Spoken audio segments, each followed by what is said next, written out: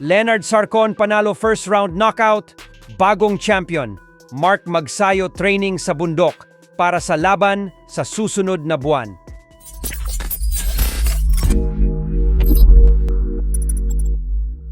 So isang napakagandang balita nga po para sa ating Pinoy boxing fans dahil bumida nga po ang undefeated Pinoy boxer na si Leonard Sarcon sa Combati 21 ng Omega Boxing Promotion sa main event. Tinalo nito via first round knockout ang kapwa Pinoy boxer na si Mark Antonio Heraldo. Pinabagsak ni Sarcon si Heraldo sa first round at dahil sa sobrang hilo ni Heraldo ay hindi na nito nagawa pang makabangon sa bilang ng referee. Kaya naman inihinto na agad ang laban. Dahil sa panalong ito ni Sarcon, ay siya na ngayon ang bagong Philippine featherweight champion. Bukod dyan ay umabante na din ang napakalinis niyang undefeated record sa 15 panalo na may 7 knockouts at walang talo.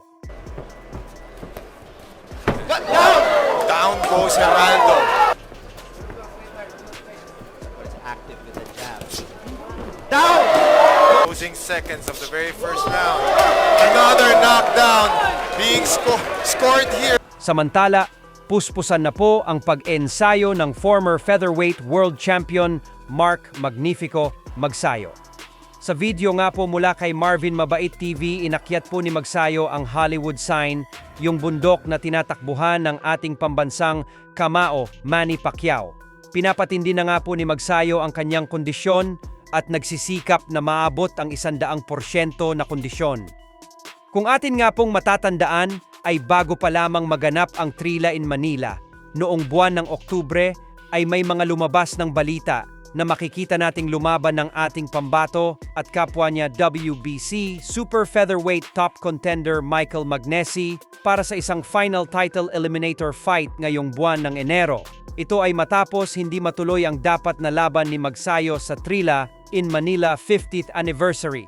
Subalit dahil halos nasa kalahati na tayo ng Enero at wala pa din official announcement na paparating na laban ni Magsayo, kaya naman malabo na po itong lumaban ngayong buwan.